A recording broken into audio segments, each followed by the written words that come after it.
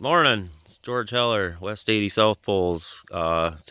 This morning, got a special guest here. His name is Ryan Bezan. Ryan, where are you from? From Inglis, Manitoba, the great country of Canada. So, what are you doing down here? I came down here and buying a bull off George here, so picking up my first South Pole bull and possibly the first South Pole to go north of the border. We're thinking, and yeah, excited to get him up finally. We had some rigmarole with the paperwork and the testing. It's a little bit of an excursion, that's for sure. But finally got him just loaded here and headed to the border and hopefully get him crossed this afternoon. Yep, as far as I know, and as far as friends of mine know, they say this is the first ever South Pole to go up to Canada. So this is kind of a big deal. So Yeah, it's exciting. Like I was telling George earlier, that he looks good, but for me the proof is going to be in his daughters, and if I can keep some heifers off him and get some good cows, and years down the road maybe build him up to his first offspring is going to be 50%, maybe build that to 75% or 7/8, and who knows, maybe down the road I could get a bit of a purebred herd going up there, and maybe find some other guys in Canada that want to try it out as well.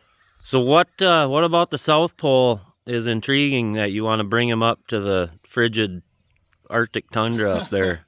Well, see, that's my I wouldn't say worry, but what I'm interested to see most is how they do in the cold, just because they were bred in a southern climate and bred to be heat tolerant, which we want as well, because we'll still see stretches of plus 40 degrees Celsius in the summer, but That's warm. yeah, but we'll see lots of stretches of touching minus 40 for extended periods of time, minus 30 degrees Celsius. So I'm not sure what that is in Fahrenheit, but it's cold. So it's going to be interesting to see how they can fare in the cold. His offspring are going to be 50% from our adapted cattle that are there already, so I think they'll be fine.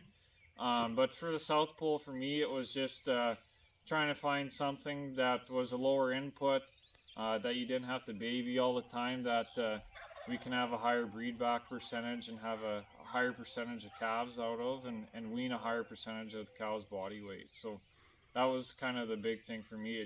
They just make sense, and I like the idea behind them, and I like I like the development of the breed. It was kind of developed specifically to be profitable for the producer, and called pretty hard for the most part, I think. So I think they've got pretty good genetics and bloodlines right now. Yeah, I think you're right about all that. I Another thing that I've noticed is when you bring those South Poles up out of the fescue and you get them up here on this northern forage, wow, Yeah, they perform. And I don't know what you guys got up there, but they get on this forage up here and they're just banging, yeah, shiny, slick, just really good health. yeah.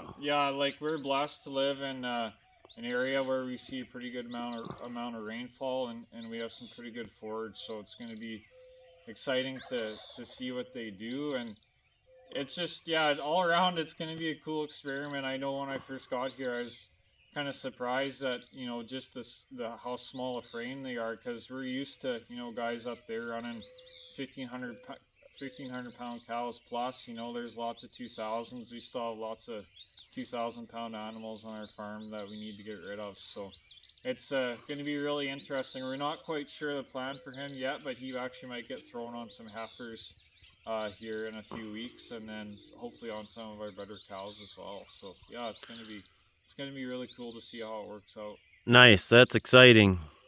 Well, I'm pretty excited for it, and we're looking forward to seeing how this bull does up in Canada. And this is kind of a big deal for me and my farm, and I think it's a big deal for Ryan too. We're both pretty excited about it, and just looking forward to seeing how this breed does up north. And I'm glad that Ryan was able to make it down here and make this deal. And um, we're just looking forward to seeing how they do. So with that, I'm gonna cut it off, and we'll say goodbye to Ryan. Hopefully, we'll see him again down the road. Sounds good. Thanks, guys. Thanks, George, for getting us all set up. I appreciate it. All right. If y'all are still watching, thanks and have a great day.